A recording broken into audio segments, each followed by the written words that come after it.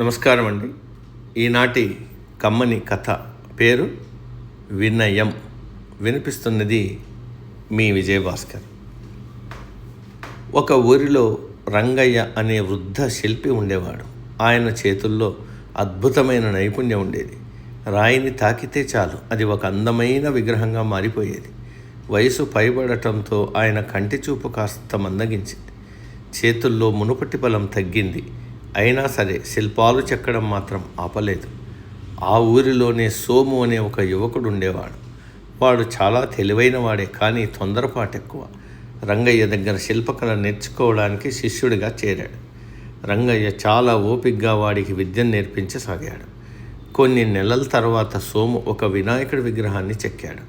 అది చూడటానికి చాలా అందంగా వచ్చింది. ఊరి ప్రజలందరూ ఆ విగ్రహాన్ని చూసి, అబ్బా ఎంత బాగా చెక్కావు సోము, గురువుగారిని మించిపోయావు అని మెచ్చుకున్నారు.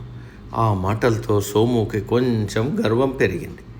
వాడు గురువుగారి దగ్గరికి వెళ్ళి, గురూజీ, ఊరి వాళ్ళంతా నా విగ్రహం చాలా బాగుందని అంటున్నారు, నా పనితనం పరిపూర్ణంగా ఉందంటున్నారు, మీరేమంటారు అని అడిగాడు. రంగయ్య ఆ విగ్రహాన్ని నిశితంగా పరిశీలించి మృదువుగా నవ్వి, చాలా బాగా చేశావు సోము, కానీ ఆ విగ్రహం కుడి చేతి వేళ్ళ చివరలో ఇంకాస్త నునుపుగా చేయాలి. అలాగే కళ్ళల్లోని భావం ఇంకాస్త స్పష్టంగా కనిపించాలి. వెళ్ళి సరిచేసుకో అన్నాడు. సోము మనసులో కొంచెం అసంతృప్తి కలిగినా గురువుగారు చెప్పారు కాబట్టి వెళ్ళి సరిచేశాడు. అలా ప్రతిసారి సోము ఏ విగ్రహం చేసినా ఊరి వాళ్ళు మెచ్చుకునేవారు. కానీ రంగయ్య మాత్రం ఏదో ఒక చిన్న లోపాన్ని చూపిస్తూ ఇంకా బాగా చేయమని చెప్పేవాడు. ఒకరోజు సోముకు విసుగొచ్చింది. గురూజీ, నేను ఎంత బాగా చేసినా మీరెప్పుడు ఏదో ఒక తప్పు చెప్తూనే ఉన్నారు. నా శిల్పకళలో ఇంకా లోపాలు ఉన్నాయా? అసలు మీ దృష్టిలో పరిపూర్ణత అంటే ఏమి అని కాస్త కోపంగా అడిగాడు. రంగయ్య ప్రశాంతంగా కూర్చుని ఇలా అన్నాడు. నాయనా, నువ్వు చెక్కిన విగ్రహాలు నిజంగానే చాలా బాగున్నాయి, కానీ నా పని పరిపూర్ణంగా ఉంది, ఇక నేను నేర్చుకోవాల్సింది ఏమీ లేదు అని నువ్వు ఎప్పుడైతే అనుకుంటావో ఆ రోజే ఒక కళాకారుడిగా నీ ఎదుగుదల ఆగిపోతుంది.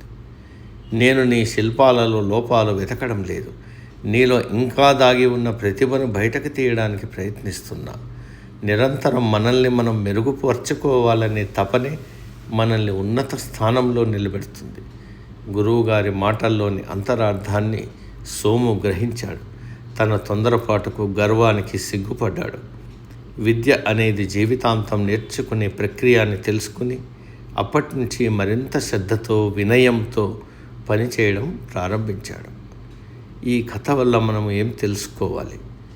జీవితంలో మనం ఎంత సాధించినా, ఎంత నేర్చుకున్నా ఇంకా నేర్చుకోవలసినది, మనల్ని మనం మెరుగుపరుచుకోవలసినది ఎప్పుడూ ఉంటుంది.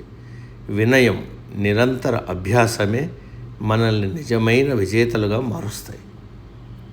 సమాప్తం. సర్వే జన సుఖినో భవంతు.